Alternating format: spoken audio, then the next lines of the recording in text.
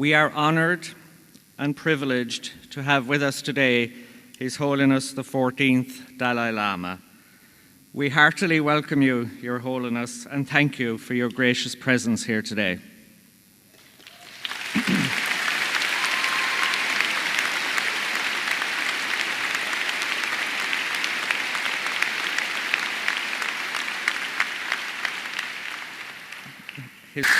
Thank you. Thank you. Thank you. Yeah. Oh. Okay.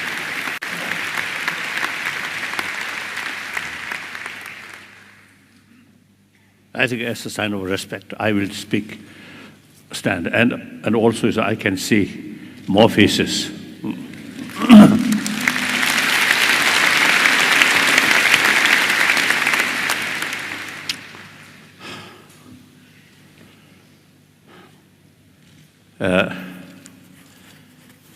Richard Moore, usually I describe my hero. And I really admire his sort of the way of thinking. So, you, and then the leaders of the universities, and perhaps some professors. I think mayor, isn't it? You have this. So, and then basically, I usually describe brothers and sisters. We are same human being. And fundamental level, we are same human being. Mentally, emotionally, physically, we are same. Physical level, little differences, the size of nose, as you mentioned, my nose, consider big nose. I don't think it's a big nose. I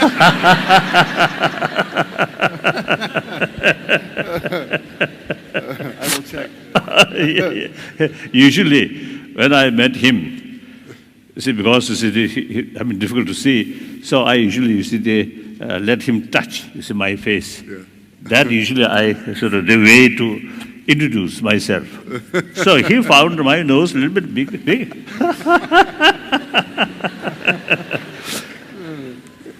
So that is very important. We must recognize each other as a human being. No differences.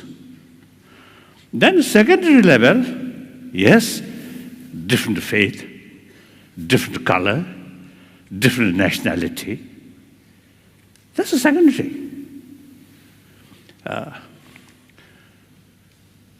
I think today, a lot of problem which we are facing is, I think, mainly due to we too much emphasis importance of secondary level, forgetting fundamental level we are same human being. And then also today's reality, we must think about entire humanity, humanity of this world, one world.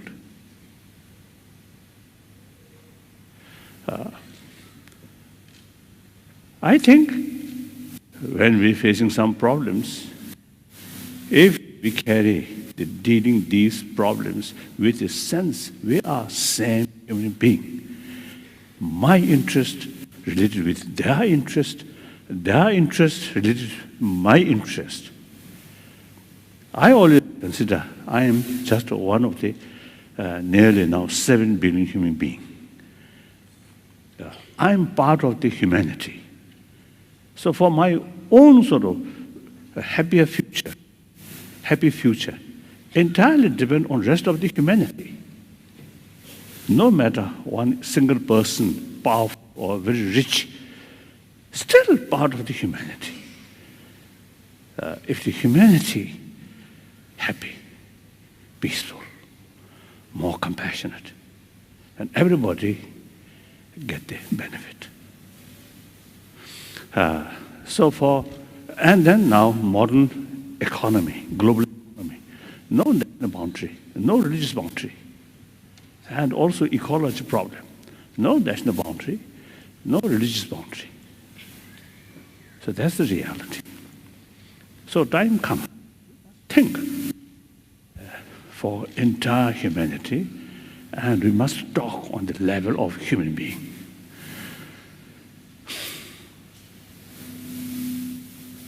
So do you see, I think, through my expression, you may, some extent, you may read, is my sort of mind, right? Yes. My mind. Now, for example, everybody have the feeling of self, I. But nobody pinpoint what that I. Nobody knows, right? Nobody knows.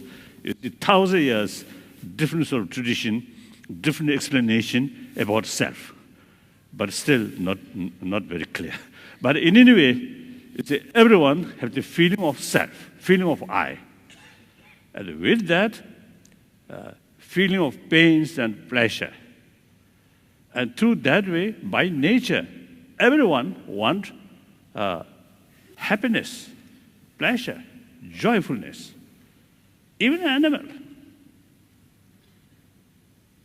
Same feeling, same sort of desire. And since it's experience of pain, we do not want. So we want to overcome pains, problems. And that's the basis of our concept of human right. Because by nature, we have that kind of desire. So everyone have the right to overcome problem, overcome suffering. Now here I think,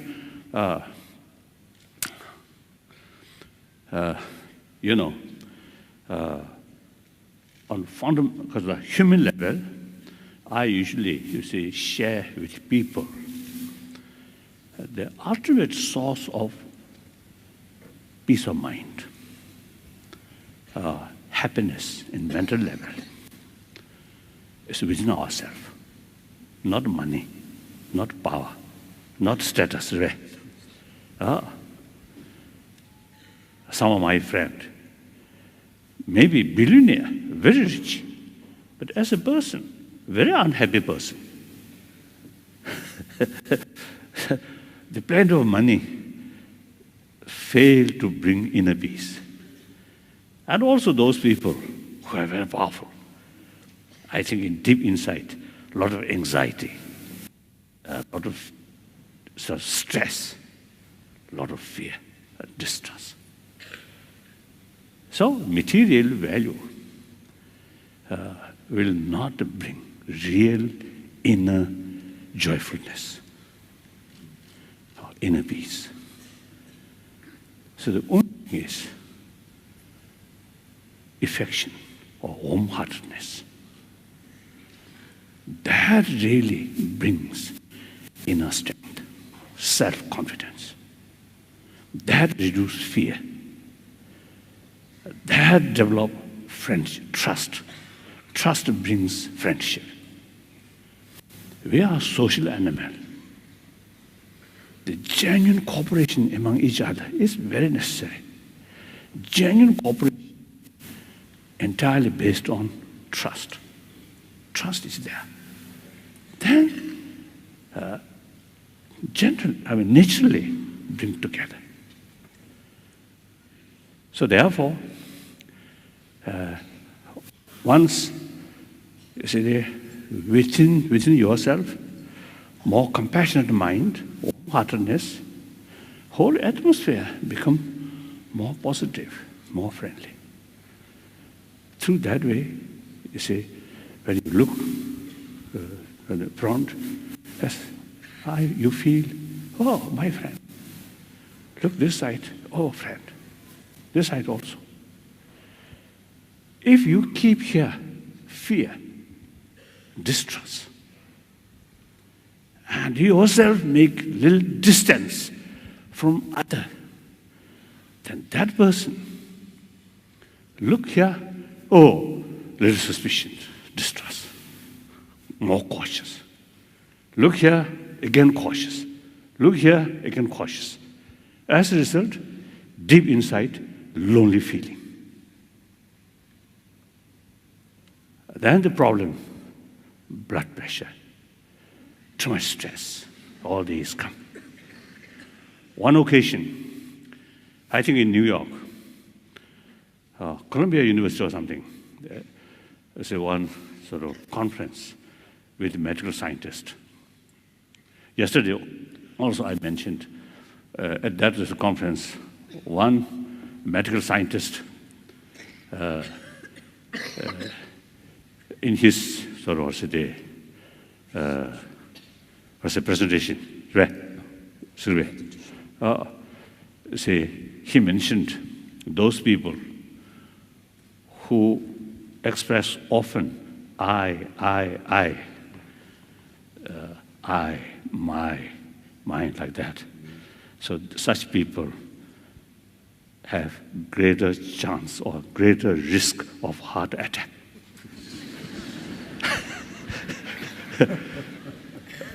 He didn't explain why, but I felt it is quite true, as I mentioned earlier. Deep inside, fear, distrust, and you yourself always remain a little distance from the rest of the human brothers, sisters. That brings loneliness. And then difficult to communicate with other human beings. After all, you are a social animal. You are part of the community. You have to deal with them. But the very very factor which your interest or your future depend, because of your own inner weakness, you yourself isolate from them. How can that person be a happy person? So more worry, more stress. Sometimes I describe the too much self-centered attitude, too much selfish, close our inner door. Through that way, difficult to communicate with other fellow human beings. Once develop more sort of sense of concern of well-being of other brothers, sisters, then inner door automatically open. And very easy to communicate with other people. Irrespective whether believer or non-believer, these quality or potential from birth we already have. I think firstly, here, perhaps a few thousand people here, everybody come from our mother. So sometimes in India, some sort of stories, some very great person or some saint, you see, born from lotus. So sometimes I jokingly telling people, so such people may have more compassionate attitude towards lotus rather than human being. But anyway, and fortunately, we born from our mother. So as soon as we born, by biological factor, both sides, mother side and child side, some kind of immense sort of feeling of closeness, trust. So from mother side, because of that strong emotion of loving kindness or affection, brought energy from mother in order to protect or in order to care, in order to take care of our child. That's a biological factor. Not come from religion, religious faith. Look, animal, no religion, no constitution, no police force. But biological factor, the mother like a cat or dog or bird, biologically, you see, they have tremendous sort of affection, sense of concern of their offspring. So biologically, we equipped that kind of sort of affection. So any person or any animal who sort of appreciate others' affection, that also have the potential to show affection to others. So that's by nature like that. Then, furthermore, some scientists, too much anger, too much fear, constantly sort of experience that actually eating our immune system. More compassionate mind, very helpful to sustain our immune system. So that shows, because we born through that way, we grown up under others' tremendous affection, care. So therefore, in our blood, some kind of the affection, seed of affection already there. So, a more compassionate mind, our physical element goes very well. Irritative mind not go well with body component. Right? So, we can say basic human nature is more positive, more compassionate. And after all, we are social animal. Even other animals, those kind of social animals, they also have limited altruism because that need for survival. So then we, human beings, because of this intelligence, altruistic mind can extend, right? Can increase, can expand. The compassion, which come from biological factor, that as a seed. Then using our human intelligence, the thinking or the investigation, the pros and cons are there, pros and cons. Then you get conviction, you get awareness. The warm-heartedness is so important. And for the society, for the family, for individual. Individual also, you see, the more compassionate mind, the individual get best sort of because of the result. Sometimes I joke, half joke, half truth. When I passing through some street, my usual sort of way, I always smile. So sometimes, you see, the people who are a little bit reserved people, and especially, you see, some young girls, when I smile, I think they get some suspicion. Instead of sort of happiness, you see, they look rather, oh, why? This person is smiling at me, that kind of attitude. So that means, so smile, showing other, as even brother, sister. I feel happy. But that, my sort of compassionate attitude, not necessarily brings some happiness to other. That brings more suspicion, more worry. So as a result of practice of compassion, the first beneficial benefit go to oneself. So I want to make clear this. Sometimes people feel, oh, practice of compassion is something good, something nice to other, but not necessarily to oneself. That's a totally mistake. So therefore, from our birth, see, we already equipped. You see this, let's say, this potential. Oh, yes. As a seed of this, you see, biological factor of affection, as a seed, then use human intelligence that can increase. So there are two levels. One level of quite hot here.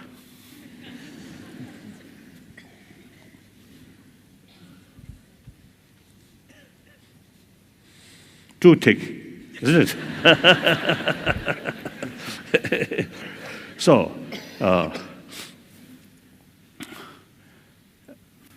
one, the level of affection or compassion, mainly biological factor. That's very limited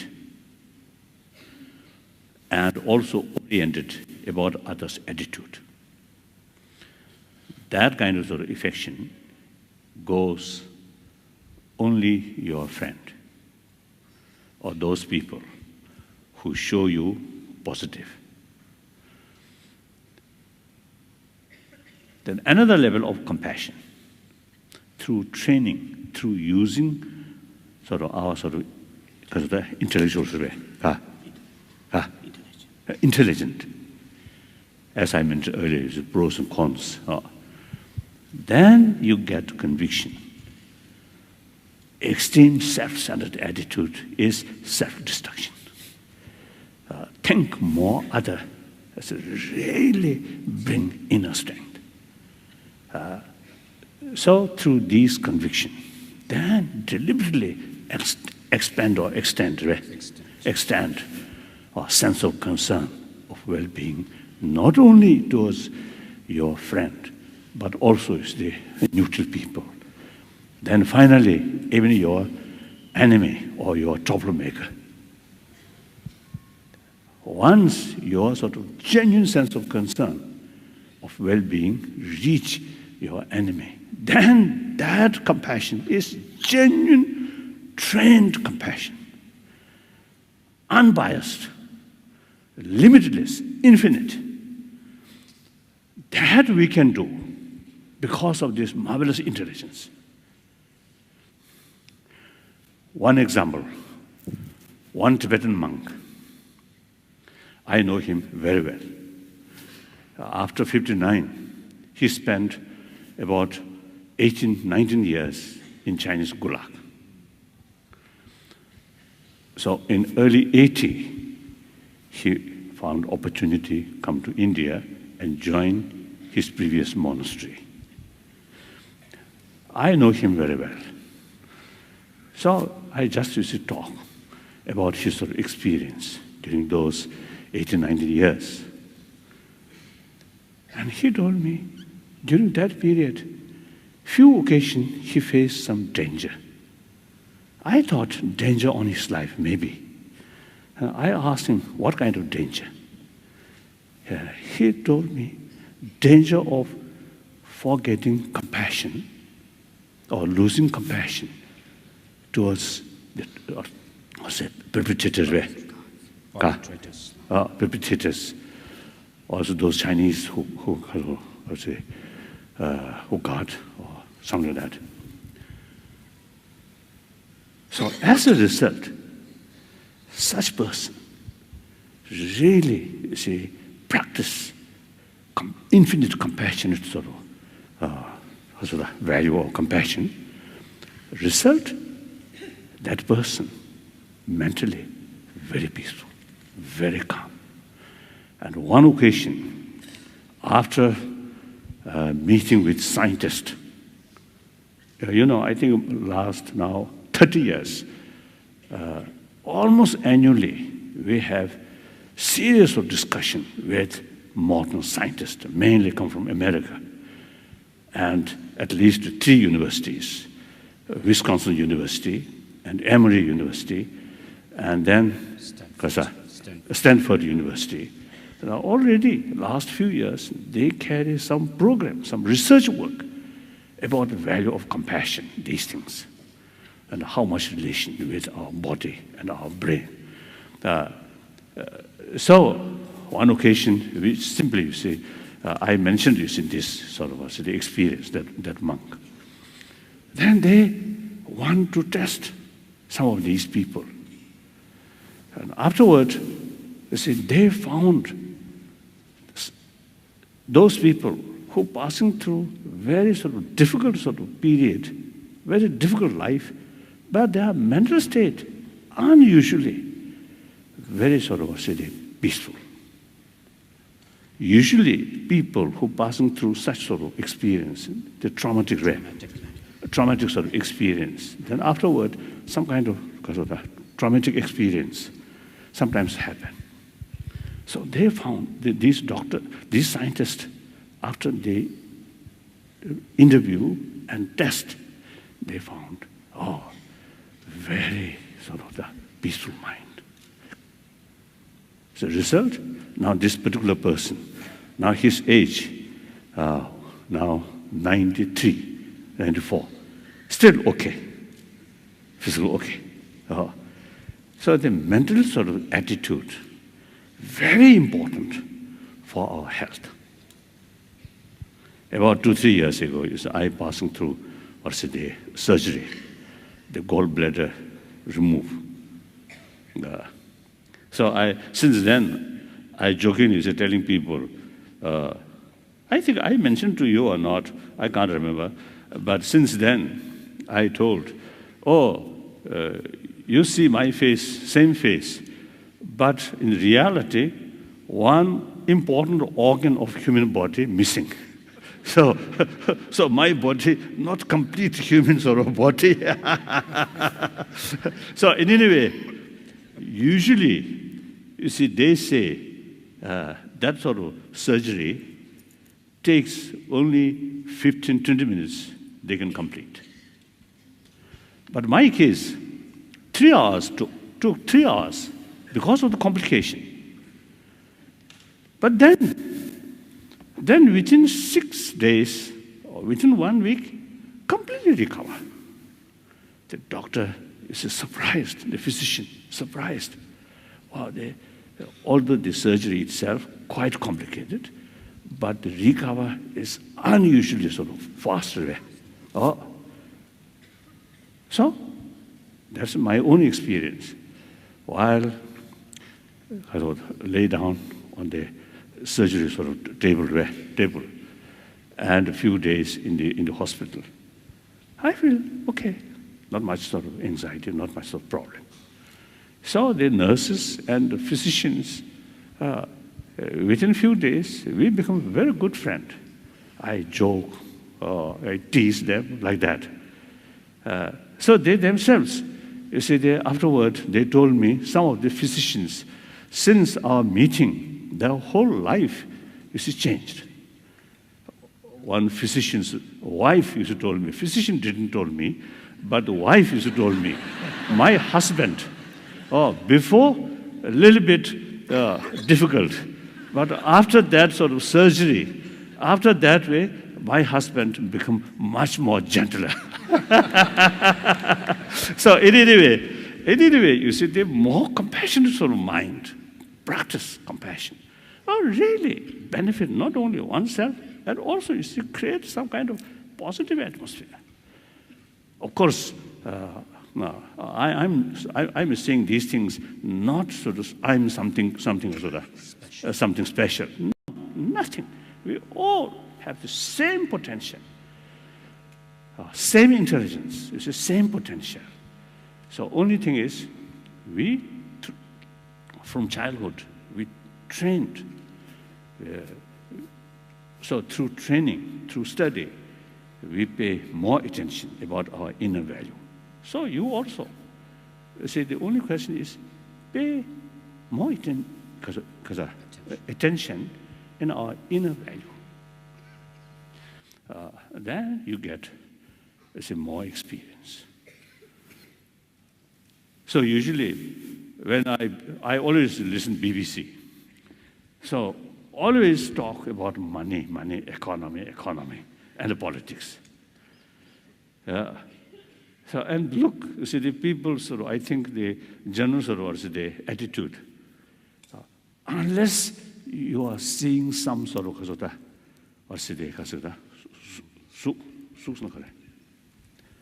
unless it's something you can see or listen some music, without these things, seems to see some people really feel boring. So whole day, look television and listen music. This, I feel, one indication we are lacking experience, inner value, or looking inward. Simply, you see, thinking about our mind, about our inner value. And through that way, gain more self-confidence, inner sort of peace. Then, these, without seeing, without hearing, simply think, you get immense sort of peace, immense benefit. Through that way, traditionally, people who remain solitude, hermit life, years, because they have the technique, they already know how to bring inner peace through looking inward. Actually, see, there are sort of two categories of happiness and pains. One heavily depends on sensorial consciousness, sensorial experience. Seeing some nice thing, hearing some nice thing, and that brings some inner satisfaction.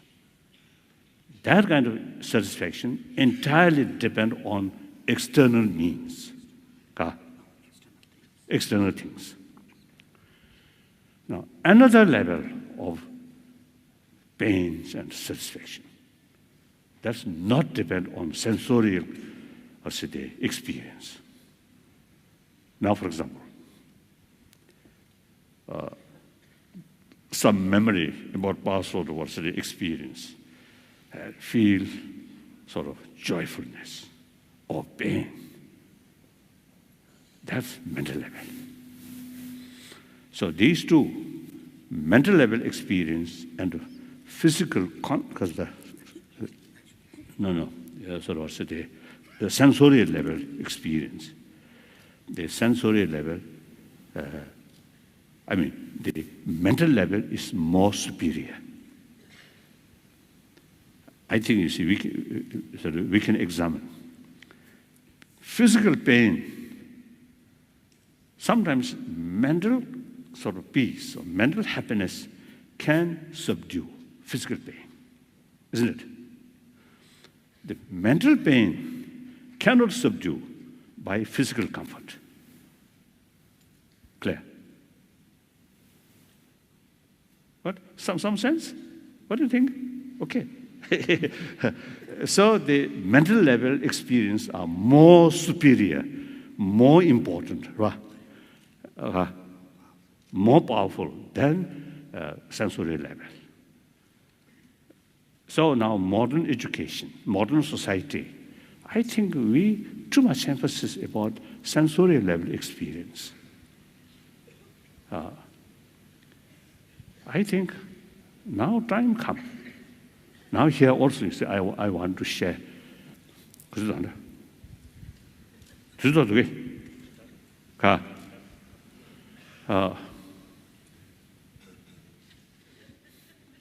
don't know. And anyway, I want to share with you. That is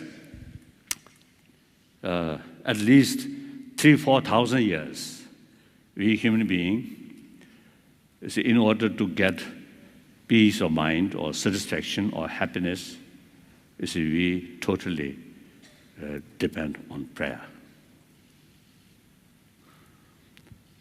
Then last over 2 centuries, science and technology develop.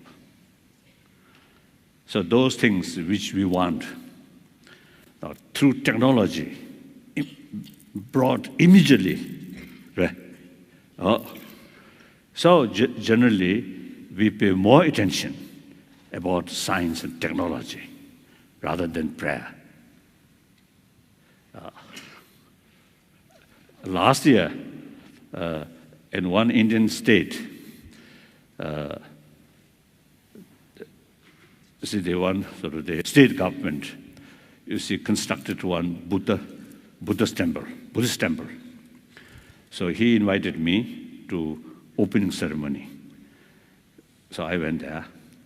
So then the chief minister, the head of the state government, in his speech, he mentioned, due to Buddha's blessing, his state rapidly will because of the prosperity. Then my turn, speech. I know him very well. So I express, if your state can rapidly prosperity due to Buddha's blessing, then your state much earlier should develop. Because Buddha's blessing lasts 2,500 years already there. But you see, Buddha's blessing entirely depends on able chief minister's hand, I told him. So action really makes change. Prayer will not change. So therefore, you see, the people's interest about science and technology, naturally, much developed. So therefore, as I mentioned earlier, the BBC or this report always talk money like that. Now, later part of 20th century, two fields. One, those real rich people,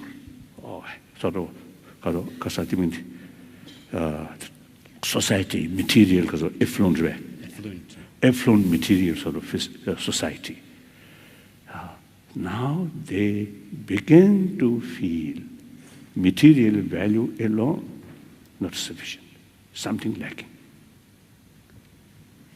A few examples, as I already mentioned. That's one thing. Another thing, in the science,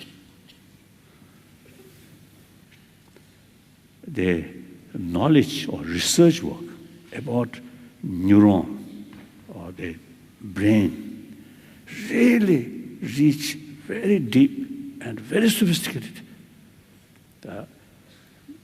Then they begin to show interest, begin to develop interest about emotion, about mind.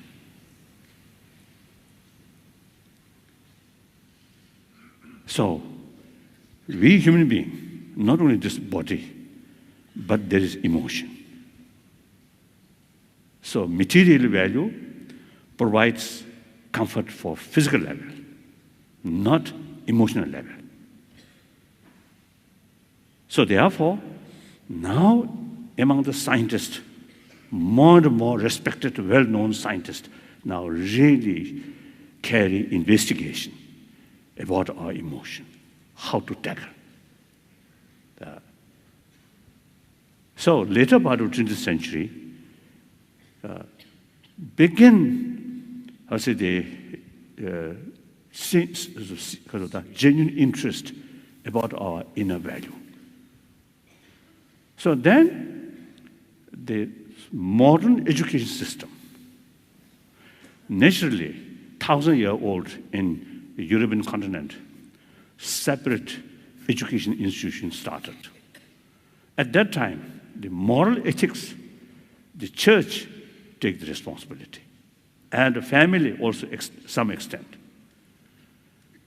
But now time passes, the influence of the church or the family values also sometimes little decline.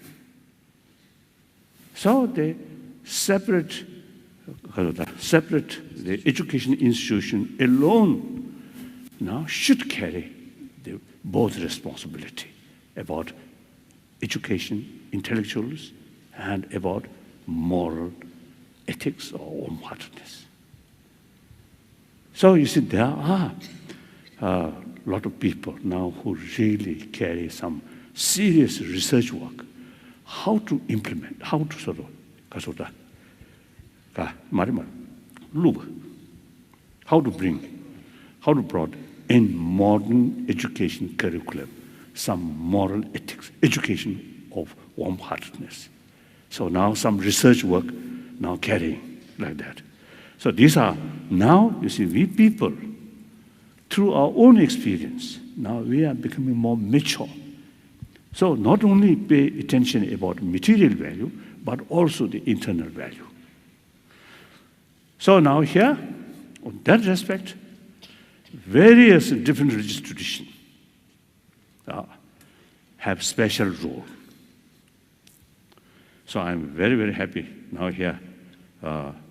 Seeing some one Jews I noticed using that had and then this Uzbekistan. Oh, I think Muslim tradition, isn't it?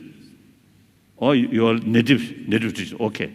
So perhaps some Muslim. Oh, this is you Jew, Rabbi. There's some, of course, is Christian, some Catholic, Protestant. So, yes. So, all these major religious traditions, in spite different philosophical view. In philosophical field, basically two categories: theistic religion, non-theistic religion. Big differences. But all teachings, all sort of faith, emphasis importance of love, compassion, with that forgiveness, tolerance, self-discipline, contentment. I have a lot of sort of friends among Christian, among Muslim, among Hindu, among Jews, a lot of friends, genuine practitioner. So we have same sort of practice, so same potential to transform human being, human negative mind, transform into more positive mind. So here, when we talk about inner value, moral ethics, various religious traditions have very special role. Now here, I want to share one thing. Religious belief, faith, very important. But now here, we must make this distinction. Faith, one truth, one religion, and several truth, several religions. In terms of individual, one truth, one religion is very relevant. But in the terms of the society, several truth, several religion is very relevant. So now, how to sort of overcome this contradiction? As I mentioned, in terms of individual practitioner, concept of one truth, one religion, very important. In the terms of society or community, even now modern society, even a family, there could be it's a different faith. So therefore, in the terms of the group of people, the several truth, several religion is very relevant. Another thing, one time in Argentina, we have, you see, one meeting, some scientist, some religious leader. The one scientist, one physicist, you see, he mentioned, he's a physicist, but he should not develop attachment towards his own scientific field. I think that's very great. I'm Buddhist. but I should not develop attachment towards Buddhism. Because once I develop attachment, that's one kind of emotion that, you see, if you too much attachment towards your own faith, then your mind becomes biased. Then you can't see the value of other tradition. You must be faithful towards your own tradition, but you should have open mind about other tradition. You should look at other tradition openly, objectively. Then you can see the value. So this, I think, nowadays, in the name of religion, sometimes in divisions, even sometimes conflict happen.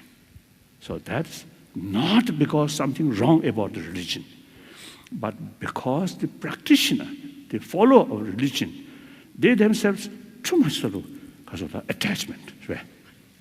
Like that. That I think important. So in any way, religious harmony, my lifelong commitment. I'm very happy. You see, different spiritual brothers, sisters now here.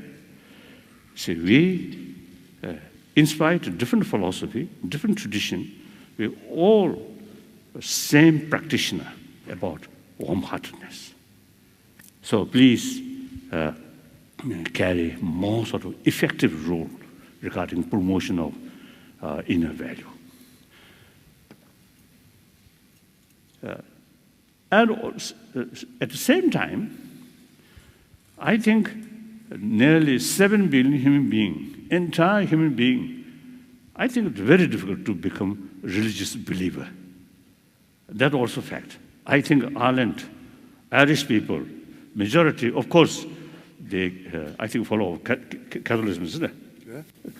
Catholic follow. Yeah. Majority. But there are also, you see, could be non-believer, I think. So, to those believers, if you follow your own religion sincerely, sincerely and seriously, all have same potential to provide you inner peace. But then those non-believer, not much serious about religion. Now, I always say, try. We should now here, I think the way to promote these inner value, there are 3 ways. Number 1, theistic religion. Believe God. You totally submit to that God. That kind of faith reduces extreme self-centered attitude. Very useful. And like my friend, my hero, so your family, your mother, very religious-minded. Yes. Yeah. Yeah. And taking sort of very, very affectionate sort of attitude towards her son. As a result, the son developed that same potential, more alive. So when you face the tragedy, you can handle that tragedy more positive way. So look on his face, very peaceful. No sign of irritation, no sign of anger, no. Nice wife, 2 beautiful daughters. Sometimes I jokingly, I tease him. You cannot see the beautiful faces of your wife and two girls, 2 daughters. But I can enjoy their beautiful face. Sometimes I tease him like that. So in any way, as a sort of result of the more sort of familiar about this inner value, this serious sort of tragedy not disturb much in inner sort of inner world. Result, he carry happy life. And not only he himself is look after he himself, but also you see they engage some work for other, for those for children. So wonderful, wonderful. When you first introduce the person who shot you, now here, really, genuine sort of some kind of spirit of brother to brothers. I really admire. Little bit surprised. All this not due to money, not due to power, but due to inner value. So these are living examples. So that much I want to. So I usually used to call, first, theistic religious way to promote this inner value. Second, non-theistic. That's Buddhism, Jainism, and another ancient Indian sort of tradition believe law of causality. That also one way to promote this inner value. Then there should be third one. That's I usually call secular way to promote. Here I must make clear, when I use the word secularism, does not mean disrespect all religions, but rather respect all religion. According to Indian sort of concept, secularism means respect all religions. No preference, this religion or that religion, equal. And then also, according to Indian sort of concept of secularism, also respect a non-believer. So, believe, same human being, and talk about basic human values. So that also, I think we should not ignore that. I think important. Otherwise, there are people who have no interest about religion, then they also no interest about practice of compassion. They felt these are religious matter. That's totally wrong. Whether you accept religion or not, it's up to individual business. But pay more attention about these inner values. This is your own interest. So sometimes I jokingly say telling people, we are biologically sort of what's today selfish person.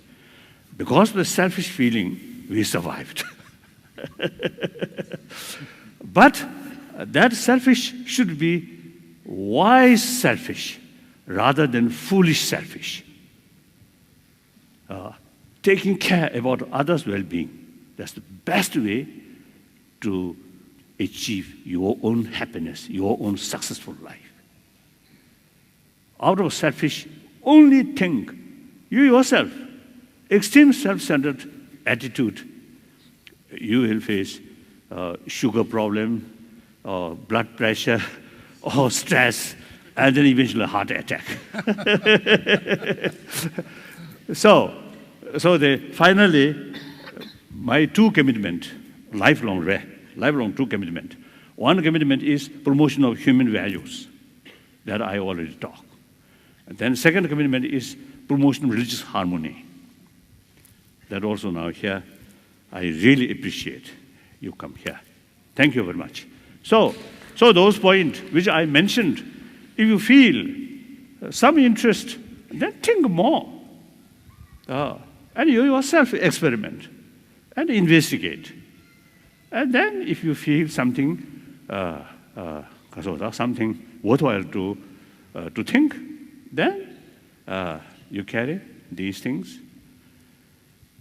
in your daily life. If you feel these points which I mentioned is not much relevant to your life, then forget it. No problem. Thank you.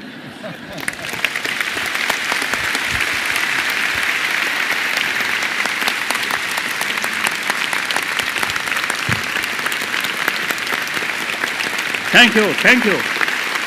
Thank you.